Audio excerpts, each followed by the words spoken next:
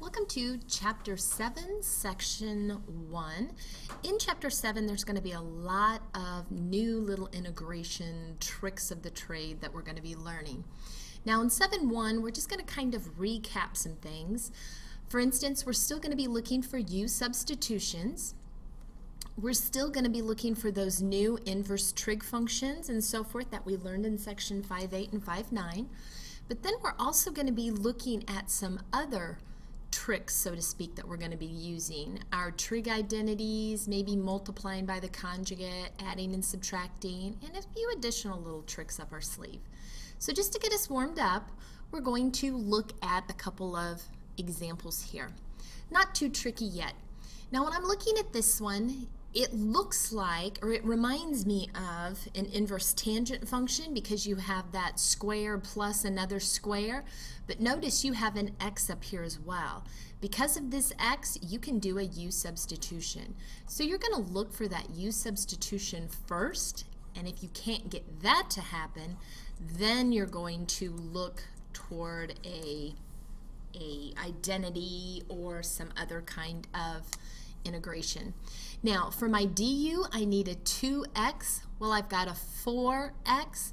So what you can do is you can think about what you need to do to make that just a 2x, or if you don't really want to think about it, take that 4 out and then put in what you do need.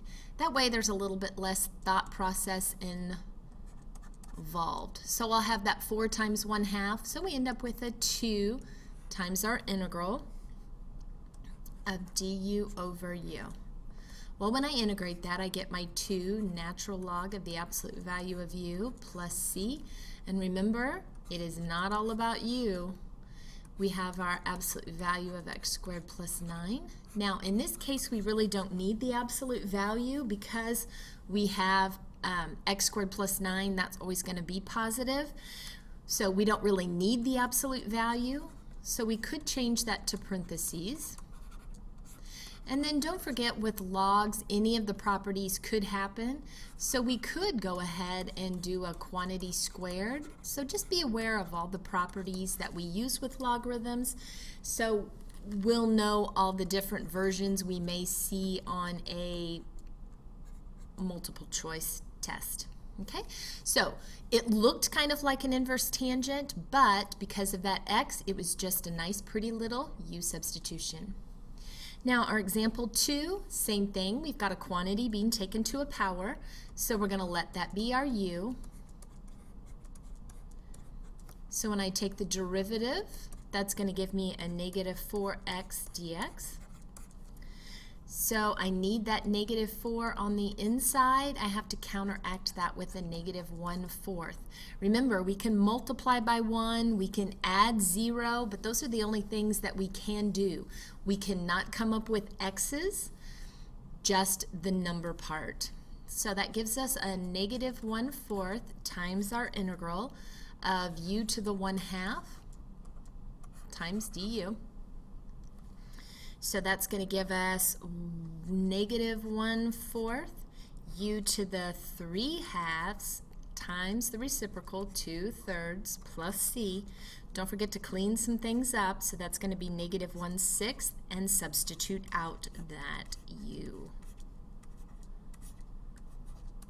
And don't forget your plus c because this is an indefinite integral. So there's my answer. If you don't want to change it back into a radical, by no means do you have to. Okay, let's look at example 3. Now, whenever you see natural log, we can't integrate natural log. So that means it has to be u. Well, when I look at the derivative of the natural log of sine, it's 1 over what you're taking the log of times the derivative of what you're taking the log of. So that gives me cosine over sine. Oh, what do you know? That's cotangent. How exciting. So that becomes a much, much nicer problem. So that's going to become u du. Now remember, this is u to the 1 power, so you're going to add 1 to your exponent, divide by that same amount, and then of course substitute your u out of there.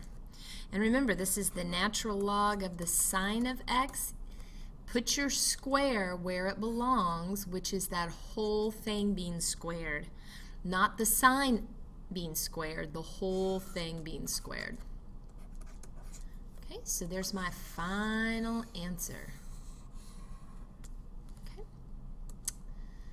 All right, now number 4. If I'm looking at a u substitution, I could let tangent be my u substitution. Well, I don't have the derivative of tangent anywhere for my du, so that won't work.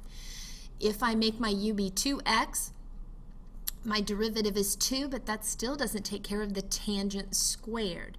So somehow I have to change this, using an identity, into something I can take the integral of.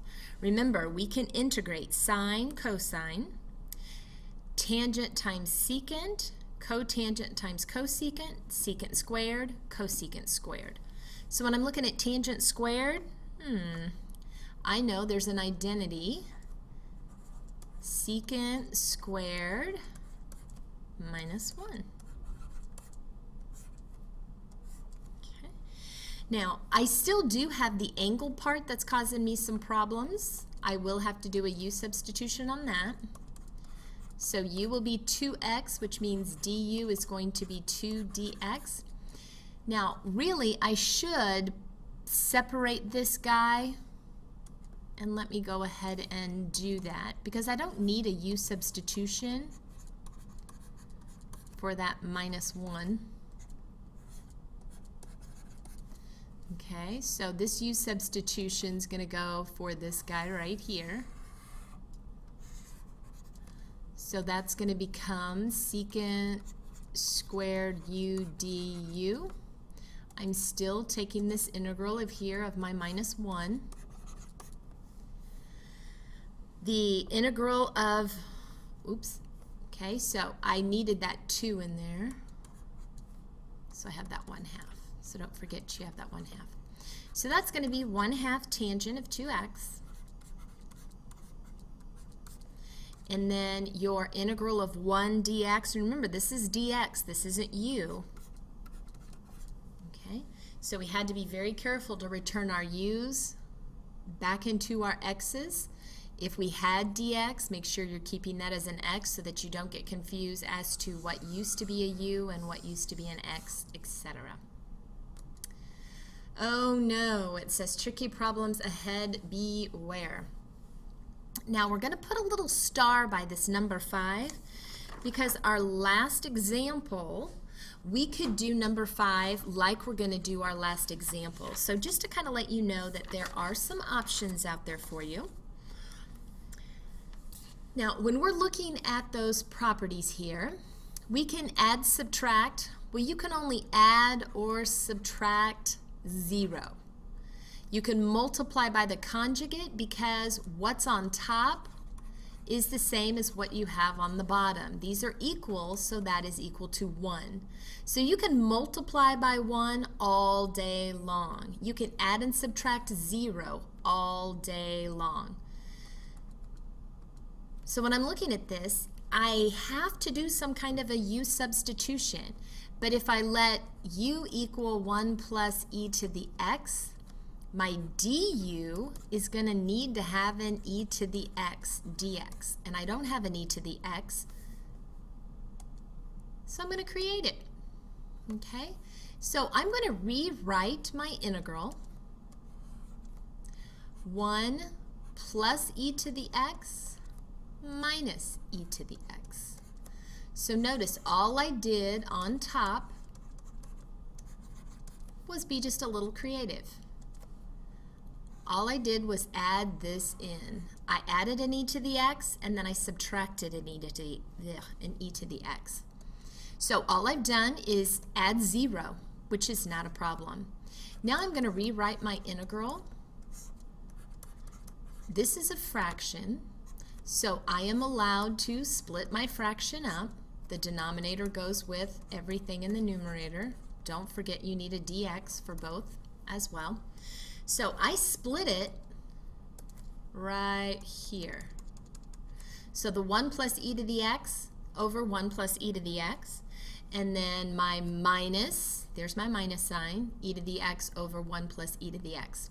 So this guy right here is simplified to 1 dx. This guy over here, I got a little excited there with the minus sign. This guy right here, I've got my e to the x over 1 plus e to the x dx. And now everything that I talked about over here is going to be perfectly valid. I have my u, I've got my du. So that's still 1 dx. This now, however, is going to be du over u. So that becomes my x. This is the natural log of the absolute value of u plus c. Remember your u was 1 plus e to the x. So x minus the natural log of 1 plus e to the x plus c. Now 1 plus e to the x is not ever going to be negative because e to the x has that horizontal asymptote at 0. So you really don't need the absolute values, but if you write the absolute values, that's not going to be a problem. So looking at this, I had an exponential. And remember, when you take the derivative of an exponential, you still have that exponential.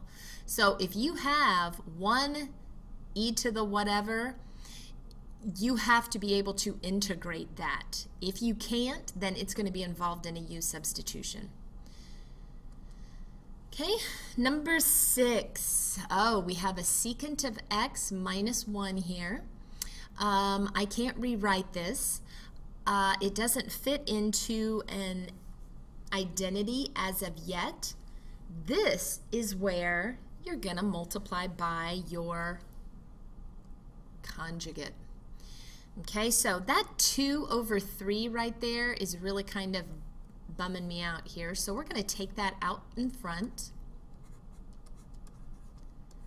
And then I have 1 over secant of x minus 1. So we're going to multiply the top and the bottom by the conjugate. So we are just multiplying by 1. We haven't heard anything yet. Don't forget your dx in there. Always got to have that. So if I multiply that out, I have 2/3.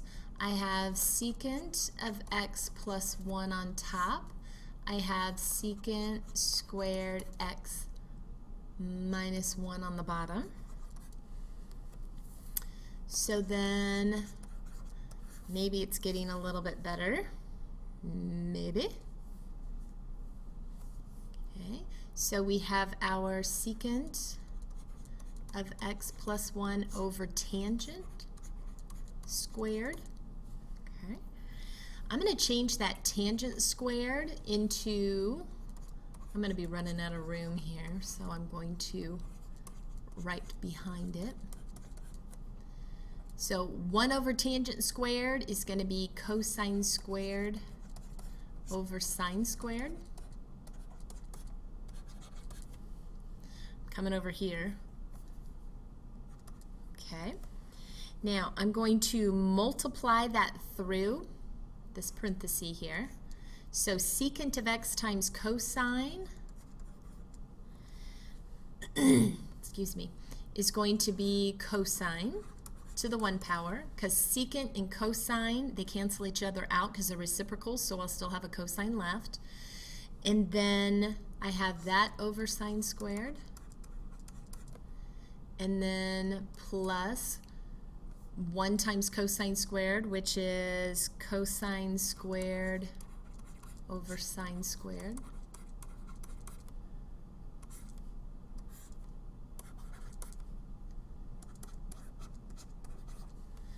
Okay, now we've done cosine over sine squared before. You can use a trig identity in this case, or you can use a u substitution. You're going to get the same answer eventually. I'm going to go ahead and use a u substitution here. Let me rewrite this first. Cosine of x over sine squared. And then plus, this is cotangent squared. My dx, sorry there. So I'm going to split that apart. I have 2/3 times cosine of x over sine squared x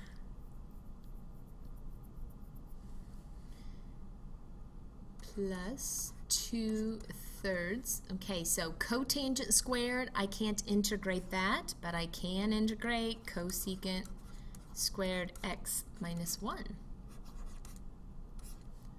Ooh, this is a good one. Got a little dx there. If you separate it into two different integrals, then please remember you have to have your dx in both of those, and you also have to have that 2/3 we took out at the very beginning. It has to be in front of those as well. So I'm going to make a u substitution. Sine is going to be my u. My du, oh my goodness, I'm running out of room, kids, is my cosine. So this turns into 2/3 times the integral of 1 over u squared, so that's going to be u to the negative 2 du. Okay, and then I still have my plus 2/3 cosecant squared x minus 1. All right, let's see if I can squeeze this in there. So I'm going to have 2/3. U to the negative 2 is u to the negative 1 divided by negative 1. So that would be, I'm just going to rewrite it. So I've got u to the negative 1 over negative 1. And then plus 2/3. The integral of cosecant squared is negative cotangent. And then minus 2/3 x plus c. Oopsie, plus c. So here's my final answer. Oh, I apologize for it being so incredibly nice. This u to the negative 1, that's 1 over sine, which is cosecant. Here, let me write our final answer over here. This one was a little messy. So that's going to be negative 2/3 cosecant x minus 2/3 cotangent of x minus 2/3 x plus c. Woo, that was a mess. So you can see how we're going to have to do a lot of algebra and trig involved in this. But notice, this is what we had to start with. Secant of x minus 1, there just was no way we were going to get around with a trig identity, a u substitution. None of that was going to work with a secant to the 1 power. So we multiplied by our conjugate. Now on number 7, sorry, here, we are going to do this just like we've done this in the past. Our u substitution, and then our du would have to be dx, so that means we would do a back substitution.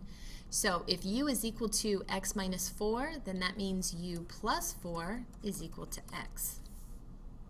So when I rewrite that, I am going to have my 2 times x, which is 2 times u plus 4 over u du. So if I separate that out, 2u divided by u, that's going to be 2, plus 2 times 4 is 8 over u. All of that is du. So this is going to be 2u plus 8 natural log of the absolute value of u plus c. And don't forget to substitute out that u. So 2 times x minus 4 plus 8 times natural log of x minus 4 plus c. Now notice everything in this integral, everything was still in the integral and everything was with a du. Okay, our last example, number 8. Now, this one is very similar to number 5. And the way you did number 5, you could do this that way, or the way we're going to do number 8, you could do number 5 using this method. So I'm just wanting to give you a little bit of a difference here on what we're going to do. So on this one, you've got that lone e to the x. Well, I need to have another e to the x. It just depends on how you want to make this happen. So what I'm going to do is I'm going to multiply the top and the bottom by e to the negative x and e to the negative x. So instead of adding 0 like we did on number 5, I'm going to multiply by 1. So now this problem becomes 5e to the negative x over, well, 3e to the x times e to the negative x is just 3 minus 2e to the negative x. Man, that is nice. So now we're ready for our u substitution because we're going to have that u that we need. The bottom is going to be our u because you can't let our du be on the bottom. So what I need for my du is positive 2e to the negative x, because it was negative 2e to the negative x times the derivative of negative x, which is negative 1. So I need that 2 for the top. I need to counteract that with a 1/2. I also don't need that 5 hanging around, so I'm going to pull him out in front as well. So now this becomes 5/2 times, wait for it, du over u. Oh, that's much nicer. So 5/2 times the natural log of the absolute value of u plus c. 5/2 natural log of the absolute value of 3 minus 2e to the negative x plus c. Okay, so you can